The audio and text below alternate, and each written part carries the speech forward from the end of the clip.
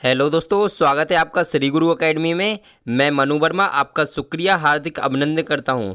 दोस्तों, आज मैं आपके लिए हिंदी पेडागोजी के कुछ इम्पोर्टेंट क्वेश्चंस लेकर आया हूं, जो आपके सीटेट और जितने भी शिक्षक भर्ती प्लेटफॉर्म हैं उन सभी के लिए बहुत ही ज़्यादा इम्पोर्टेंट हैं। दोस्तों, अगर आप चैनल पे पहली बार वीडियो देख रहे हैं तो चैनल को सब्सक्राइब कर लीजिए और बेल आइकन को प्रेस कर दीजिए। दोस्तों, तो चलिए स्टार्ट करते हैं। दोस्तों, कंसंट्रेट के साथ वीडियो को देखिए, जिससे कि आपके माइंड में सारी चीज़ें एकदम से सेट होती चले। तो पहला क्वेश्चन है दोस्तों, बहुत ही अच्छा क्वेश्चन है कि घर की भाषा और विद्यालय में पढ़ाई जाने वाली भाषा कैसी होती है, आपको बताना है। सदैव समान होती है, सदैव समान हो सकती है, सदैव अलग होती है, या फिर सदैव टकराहट से गुजरती है। दोस्तों, क्या हो सकता है इसका राइट आंसर? तो अगर मैं यहाँ पर बात करूँ दोस्तों, सदैव समान हो सकती है, तो आप कहोगे हर समय समान कैसे हो सकती है, हमेशा कैसे समान हो सकती है? जरूरी थोड़ी है। कुछ बच्चे होते हैं जो घर पे हिंदी बोलते हैं लेकिन इंग्लिश मीडियम स्कूल में पढ़ रहे हैं, तो क्या हो सकता है, तो इंग्लिश बोलते हैं वहाँ पे। लेकिन समान हो सकती है, ये हो सकता है, ठीक है, हो सकता है, लेकिन इस ऑप्शन के लिए बाद में देखेंगे हम। सदैव अलग होती है, बिल्कुल गलत। सदैव अलग कैसे हो जाएगी, बिल्कुल डिफरेंस थोड़ी हो जाएगी। अगर बच्चा, कुछ स्कूल ऐसे हैं जहां हम घर पे भी हिंदी में बोलते हैं और स्कूल में भी हिंदी में पढ़ते हैं, तो अलग हो ही नहीं सकती, ठीक है, तो ये कट हो जाएगा। सदैव टकराहट से गुजरती है, तो ये भी गलत। आपका right answer option number 20 right answer. ये दोस्तों एक ट्रिक होती है कि जो गलत ऑप्शंस होते हैं उनको कट करना सीखिए, जिससे कि आपका राइट आंसर ऑटोमेटिक निकल के आ जाता है, ठीक है दोस्तों। तो चलते हैं नेक्स्ट क्वेश्चन पर। हमारा नेक्स्ट क्वेश्चन है दोस्तों, प्राथमिक स्तर पर हिंदी भाषा शिक्षण के लिए सबसे अधिक महत्वपूर्ण क्या है? दोस्तों, प्राथमिक स्तर की बात हो रही है, पाठ्य पुस्तकें। क्या हो सकता है? तो आप कहोगे हो सकता है दोस्तों, है, हो सकता नहीं है, ठीक है। उच्च स्तरीय तकनीकी यंत्र, ये बिल्कुल गलत है, ठीक है। व्याकरणिक नियमों का स्मरण, ये भी गलत है दोस्तों।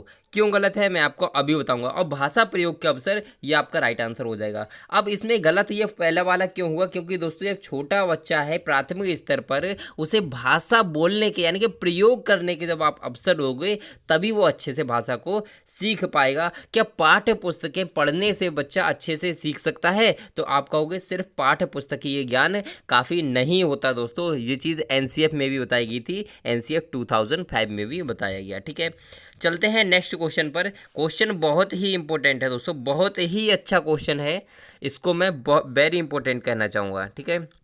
इस क्वेश्चन को वेरी इंपॉर्टेंट कहना चाहूँगा कि हिंदी प्रयोग के विविध रूपों को जानने के लिए सर्वाधिक उपयोगी साधन क्या हो सकता है? दोस्तों, क्या हो सकता है? शिक्षण की विधियों का संपूर्ण ज्ञान हो सकता है। कि आप कहोगे हो सकता है, तो अब मैं कहूँगा बिल्कुल गलत, नहीं हो सकता दोस्तों। क्यों नहीं हो सकता, आगे बताऊंगा। सुंदर ढंग से छपी हुई पुस्तकें, बिल्कुल गलत। अगर पुस्तकें अच्छे ढंग से छपी हुई हैं लेकिन हम उनको यूज नहीं कर रहे हैं अच्छे से, तो क्या हम उससे सीख सकते हैं? तो गलत हो जाएगा, ठीक है। नेक्स्ट, उच्च स्तरीय लेखन सामग्री। अगर लेखन सामग्री अच्छी है फिर भी उससे कुछ नहीं होगा, अगर हम सीखने के लिए ही मतलब सीखने के लिए तत्पर नहीं है तो। बाल साहित्य का विविध उपयोग, यही आपका राइट आंसर हो जाएगा। क्यों? क्योंकि बाल साहित्य क्या होता है, उसमें बच्चों से रिलेटेड कई सारी चीज़ें दी होती हैं, जिससे क्या होता है बच्चों में इंटरेस्ट जगता है। उन चीज़ों को देखने से, पढ़ने से बहुत ही ज़्यादा इंटरेस्टेड हो जाते हैं, जिससे वे उसको अच्छे से सीख पाते हैं। चलते हैं नेक्स्ट क्वेश्चन पर। स्लाइड को थोड़ा छोटा करता हूं दोस्तों, जिससे कि आपको पूरा क्वेश्चन दिखे। हाँ दोस्तों, हमारा क्वेश्चन है कि एक कक्षा 1 और 2 के बच्चों के लिए आप किस तरह की कहानी का चयन करेंगे? दोस्तों, जिसमें बहुत सारे पात्र हों, गलत हो जाएगा क्योंकि बच्चा कंफ्यूज हो जाएगा, बहुत सारे पात्र होंगे तो। दूसरा ऑप्शन है दोस्तों आपका कि जिसमें 2 ही पात्र हों। अब दोस्तों ये तो ज़रूरी नहीं है कि 2 ही पात्र हों, 3 भी हो सकते हैं, 3 भी तो हो सकते हैं ना, तो ये जरूरी नहीं है। जिसके शब्दों, वाक्यों और घटनाओं के वर्णन की शैली चित्रात्मक हो, ये आपका राइट आंसर है एकदम से। क्योंकि क्या होगा दोस्तों, कक्षा 1 और 2 के जो बच्चे होते हैं वो छोटे बच्चे होते हैं, उन्हें पढ़ने से मतलब नहीं होता ज़्यादा, उन्हें चित्र दिखना चाहिए। चित्र के माध्यम से जब उन्हें हम सिखाते हैं तो वो अच्छे से सीख जाते हैं, इसीलिए ये आपका राइट आंसर हो जाएगा दोस्तों, एकदम से राइट आंसर होगा। उसमें आप क्या करोगे, जो शब्द हैं, वाक्य हैं और जो घटनाएं हैं, उन्हें चित्र के माध्यम से दिखाइए, तो एकदम से वो चीज़ें उनके माइंड में सेट हो जाएंगी, छोटे बच्चों के, कक्षा 1 और 2 वालों के, ठीक है। अब नेक्स्ट क्वेश्चन देखिए दोस्तों, नेक्स्ट क्वेश्चन है, इसको बहुत ही अच्छा क्वेश्चन है, इंपॉर्टेंट क्वेश्चन दोस्तों, वेरी इंपॉर्टेंट क्वेश्चन। ठीक है, यहाँ पे देखते हैं कि प्राथमिक स्तर पर भाषा शिक्षण की प्राथमिकता होनी चाहिए। कैसी होनी चाहिए दोस्तों? कविता और कहानी के द्वारा केवल श्रवण कौशल का विकास करना चाहिए। क्या दोस्तों, अगर हम केवल बच्चे में श्रवण कौशल यानी कि सुनने की क्षमता का विकास करें, लिखने और पढ़ने की क्षमता का विकास ना करें, तो ये गलत हो जाएगा दोस्तों, ये बिल्कुल गलत है। नेक्स्ट है कि बच्चों की रचनात्मकता और मौलिकता को पोषित करना, ये हो सकता है दोस्तों। नेक्स्ट देखते हैं, बच्चों की चित्रांकन क्षमता का विकास करना। केवल चित्रांकन क्षमता का ही विकास करना उद्देश्य नहीं होता, उसके भाषिक क्षमता का उद्देश्य, मतलब भाषिक क्षमता, व्याकरणिक क्षमता, कई प्रकार की जो क्षमताएं होती हैं उन सब का विकास करना हमारा दायित्व होता है। ठीक है, नेक्स्ट, केवल बोलकर पढ़ने की, ये भी गलत हो जाएगा, इसीलिए right answer option number 20 right answer. दोस्तों आप देख रहे हो इसमें मैं क्या करता हूँ कि जितने भी गलत ऑप्शंस हैं उनको कट करना सीखता हूँ। ठीक है, और आपको भी सिखाता हूँ। दोस्तों क्या होता है मैं आपको बता दूँ, ज़रूरी नहीं है कि मैं आपसे बहुत ज़्यादा इंटेलिजेंट हूँ, मैं भी आपकी तरह हूँ, लेकिन क्या है कि प्रैक्टिस प्रैक्टिस प्रैक्टिस दोस्तों, आप भी प्रैक्टिस करिए। मैं आपसे रिक्वेस्ट करता हूँ प्रैक्टिस करते रहिए दोस्तों, कंटिन्यू लगे रहिए। सीटेट में ज़्यादा टाइम नहीं है दोस्तों, एग्ज़ाम नहीं हटेगा, ये ध्यान रखना, एग्ज़ाम उसी टाइम पे होगा सीटेट का, तो कंटिन्यू लगे रहिए। चलते हैं नेक्स्ट क्वेश्चन पर। नेक्स्ट क्वेश्चन है दोस्तों, पढ़ने का प्रारंभ। जो पढ़ने का प्रारंभ होना चाहिए, कैसे होना चाहिए? कहानियों से होना चाहिए। क्या कहानियों से होना चाहिए दोस्तों? तो दोस्तों हो सकता है, ठीक है, हो सकता है, बिल्कुल गलत होगा दोस्तों। कविताओं से होना चाहिए, बिल्कुल कविताओं से, ये भी गलत हो जाएगा। अर्थपूर्ण सामग्री से हो सकता है, वर्णमाला से होना चाहिए, ये भी क्या हो सकता है आपका, तो आपका होगा ये भी नहीं हो सकता। Option number C is right answer. क्यों हुआ ये राइट? अर्थपूर्ण सामग्री से होना चाहिए। बच्चे को जब हम सिखाते हैं ना, उसमें कुछ अर्थ होना चाहिए, कुछ मीनिंग निकलना चाहिए, तभी तो बच्चा पढ़ने में इंटरेस्ट लेगा और पढ़ पाएगा। ध्यान रखिए, डायरेक्ट वर्णमाला, तो वर्णमाला बच्चे को आती होगी तभी तो आप उसको पढ़ना सिखाएंगे। अगर आती ही नहीं होगी वर्णमाला तो पढ़ना कैसे सिखा देंगे भाई, इसीलिए ये वाला गलत हो जाएगा। कविताओं से ये तो बिल्कुल ही गलत है, और कहानियों से ये भी आपका बिल्कुल गलत है। ठीक है, तो अर्थपूर्ण सामग्री से होना चाहिए, ये आप ध्यान रखिए।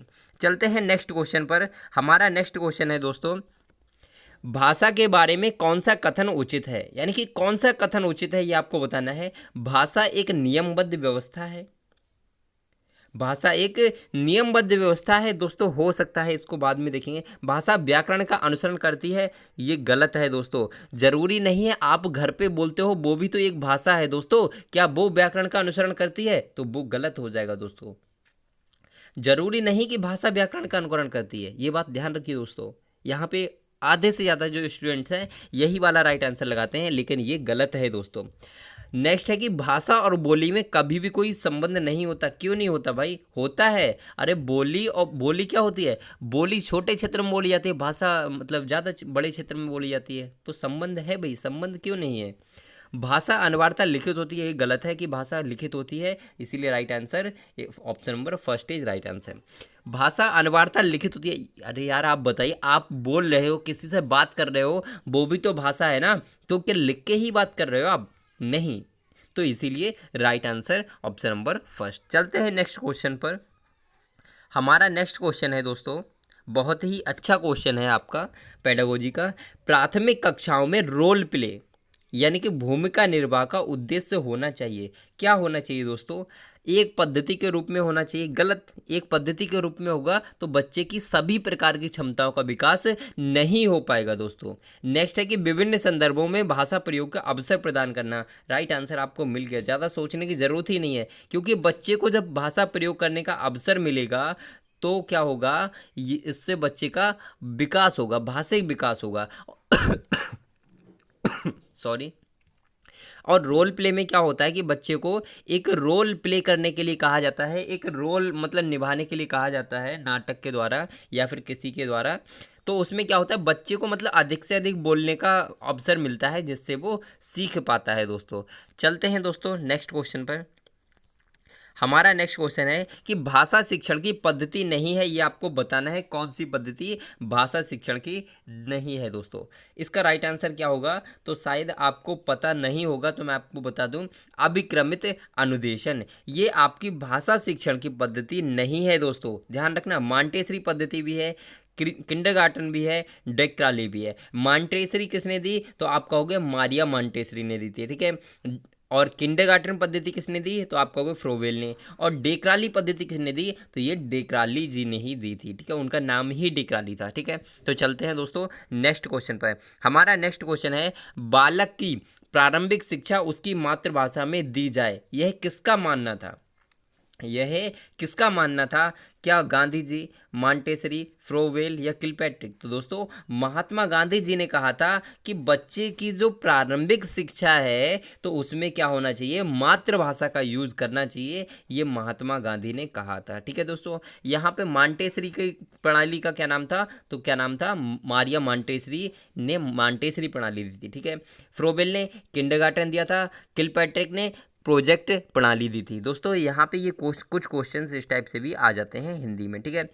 चलते हैं नेक्स्ट क्वेश्चन पर। व्याकरण शिक्षण के लिए उपयुक्त नहीं है, व्याकरण शिक्षण के लिए उपयुक्त नहीं है निगमन प्रणाली, आगमन प्रणाली, अव्य आकृति प्रणाली या फिर कक्षा अभिनय प्रणाली। तो दोस्तों राइट आंसर क्या हो सकता है, तो मैं आपके लिए बता दूं, नहीं पूछा है दोस्तों, नहीं पूछा है। तो व्याकरण शिक्षण में निगमन प्रणाली भी यूज़ की जाती है, आगमन भी यूज़ की जाती है और अव्य आकृति प्रणाली भी यूज़ की जाती है, लेकिन कक्षा अभिनय प्रणाली ये हमारे व्याकरण शिक्षण का भाग नहीं है। ये भाषा सिखाने के लिए तो सही है, ठीक है, लेकिन व्याकरण शिक्षण के लिए उपयुक्त नहीं है। चलते हैं नेक्स्ट क्वेश्चन पर। हमारा नेक्स्ट क्वेश्चन है, हिंदी गद्य शिक्षण की पाठ्य योजना में उद्देश्य कथन आता है। हिंदी गद्य शिक्षण की पाठ्य योजना में उद्देश्य आता है, किसके बाद आता है ये आपको बताना है। प्रस्तावना प्रश्न के पश्चात, पूर्व ज्ञान, आदर्श वाचन के पश्चात या फिर मौन वाचन के पहले। तो इसका राइट आंसर क्या हो सकता है, तो प्रस्तावना प्रश्न के बाद, प्रस्तावना प्रश्न के बाद पाठ्य योजना में उद्देश्य कथन आता है। ये चीज़ आपको ध्यान रखनी पड़ेगी दोस्तों, ठीक है। यहाँ से कई बार क्वेश्चन आता है। चलते हैं नेक्स्ट क्वेश्चन पर। शब्द का अर्थ स्पष्ट करने हेतु कौन सा तरीका सर्वाधिक उपयुक्त है। शब्द का अर्थ अगर हमें स्पष्ट करना है, क्या व्याख्यान, वाक्य प्रयोग, भ्रमण या चित्र निर्माण। तो दोस्तों क्या हो सकता है इसका राइट आंसर, तो आप सभी लोग जानते हो कि अगर किसी शब्द का अर्थ बताना है तो उस पर लेक्चर नहीं देना है, भ्रमण करने से कोई फायदा नहीं होगा, चित्र बनवाने से कोई फायदा नहीं होगा, वाक्य प्रयोग करोगे उस शब्द के आधार पर तो बच्चे के एकदम से समझ में आ जाएगा। अब नेक्स्ट क्वेश्चन देखिए कि वाचन के समय पुस्तक की आंखों से दूरी क्या होनी चाहिए, 10 इंच, 9 इंच, 11 इंच या 12 इंच। तो इस क्वेश्चन को बहुत अच्छे से ध्यान रखिए, और ये क्वेश्चन आपने पढ़ा भी होगा, आपने अगर डीएलएड किया होगा तो उसमें पढ़ा होगा, बीएड किया होगा तो उसमें ज़रूर आपने पढ़ा होगा। बहुत ही इंपॉर्टेंट क्वेश्चन है ये वाला। तो इसका राइट आंसर 12 इंच होता है दोस्तों, ठीक है। 12 इंच यानी कि हमारी आंखों से और पुस्तक तक की जो दूरी होनी चाहिए 12 इंच की होनी चाहिए, ठीक है। चलते हैं नेक्स्ट क्वेश्चन पर। नेक्स्ट क्वेश्चन यहाँ पे देखिए दोस्तों, किस दृश्य उपकरण में पारदर्शी का प्रयोग नहीं होता है। पारदर्शी इंग्लिश में बोलते हैं इसको ट्रांसपेरेंसी, ठीक है। तो प्रयोग नहीं होता है इसका, ठीक है। स्लाइड प्रक्षेपक प्रोजेक्टर में, ओवरहेड प्रक्षेपक प्रोजेक्टर में, अपारदर्शी प्रक्षेपक ओपेक प्रोजेक्टर या फिर एपिडाइक स्कोप में, या फिर आपका फिल्म स्ट्रिप में।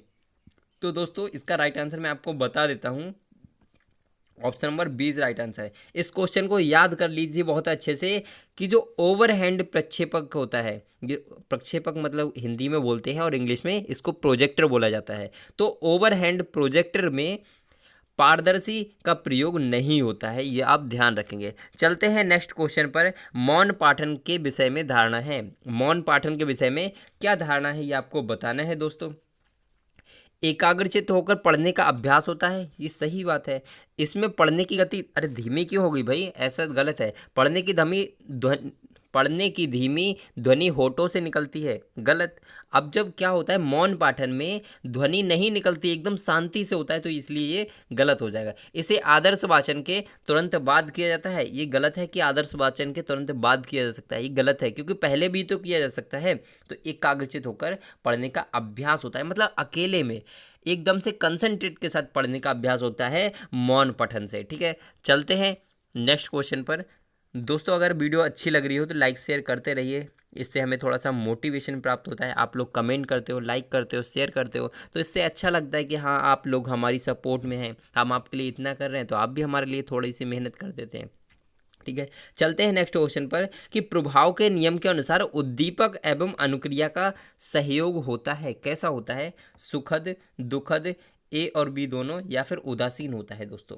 तो दोस्तों इसका राइट आंसर मैं आपको बता दूं कि प्रभाव का नियम यानी कि प्रभाव के नियम के अनुसार उद्दीपक एवं अनुक्रिया का जो सहयोग होता है वो सुखद भी हो सकता है और दुखद भी हो सकता है। कहने का तात्पर्य ये है दोस्तों, कभी कभी क्या होता है, अगर हम किसी भी काम के लिए सीखते हैं तो उसमें हमें सीख सकते हैं, अगर हम उसको अच्छे से सीख जाते हैं तो वो हमारे लिए सुखद होगा। और कभी कभी क्या होता है, किसी कारणवश हम उसको नहीं सीख पाते हैं तो वो हमारे लिए थोड़ा सा दुखद बन जाता है। तो सुखद और दुखद दोनों होगा, इसको आप ध्यान रखिए। ठीक है दोस्तों, वीडियो थोड़ा सा लंबा हो सकता है दोस्तों, लेकिन आपको मैटर बहुत अच्छा मिल रहा है। ठीक है, तो आप लाइक शेयर करते रहिए। भाषा शिक्षण के सिद्धांतों के प्रस्तुतिकरण का संबंध प्रमुख रूप से होता है, किससे होता है दोस्तों? इसका आप देख लीजिए, छात्र से, शिक्षक से, कक्षा के वातावरण से, या फिर गतिविधियों से। दोस्तों इसका राइट आंसर क्या हो सकता है? तो भाषा शिक्षण के सिद्धांतों का प्रस्तुतिकरण कौन करता है? तो प्रस्तुत कौन करेगा? शिक्षक ही तो प्रस्तुत करेगा दोस्तों। क्या छात्र प्रस्तुत कर सकता है? गलत। कक्षा के वातावरण से गलत, गतिविधियों से गलत, तो शिक्षक ही करेगा दोस्तों। Right answer option number B. Next चलते हैं क्वेश्चन। हमारा नेक्स्ट क्वेश्चन है, भाषा शिक्षण के चुनाव की जाने वाली शिक्षण विधि किस पर आधारित होनी चाहिए? बाल केंद्रीकरण पर, शिक्षक केंद्रीकरण पर, प्रयोग पर, या फिर गतिविधि पर? तो इसका तो राइट आंसर आप सभी लोग जानते होंगे कि बाल केंद्रित शिक्षा है हमारी अभी। ठीक है, तो इसको आप ध्यान रखिए, आप सभी लोग जानते भी होंगे।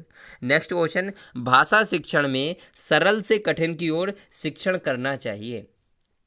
भाषा शिक्षण में सरल से कठिन की ओर शिक्षण करना चाहिए, ये किस पर आधारित है? शिक्षण सिद्धांत पर, शिक्षण सूत्र पर, वैज्ञानिकता पर, या फिर दार्शनिकता पर? तो दोस्तों इसका राइट आंसर भी आप सभी लोग जानते होंगे कि जो सरल से कठिन की ओर है वो क्या है? आपका एक शिक्षण सूत्र है, शिक्षण सिद्धांत नहीं है दोस्तों। सिद्धांत लगा दोगे तो गलत हो जाएगा। शिक्षण सूत्र है दोस्तों, सरल से कठिन की ओर, मूर्त से अमूर्त की ओर, ये आपने देखे होंगे। ठीक है, चलते हैं नेक्स्ट क्वेश्चन पर। हमारा नेक्स्ट क्वेश्चन है दोस्तों, शिक्षक द्वारा सामान्य रूप से बालक में किस भाषा कौशल का विकास किया जाता है? श्रवण कौशल, वाचन कौशल, पठन कौशल, या फिर लेखन कौशल? तो दोस्तों राइट आंसर क्या हो सकता है? तो राइट आंसर आप सभी लोग जानते हो कि शिक्षक के द्वारा सामान्य रूप से बच्चे में श्रवण कौशल का विकास किया जाता है, यानी कि वो जब सुनेगा, अच्छे से जब सुनेगा तभी लिख पाएगा और तभी चीज़ों को पढ़ पाएगा। ठीक है, तो इसीलिए right answer option number first. चलते हैं नेक्स्ट क्वेश्चन पर।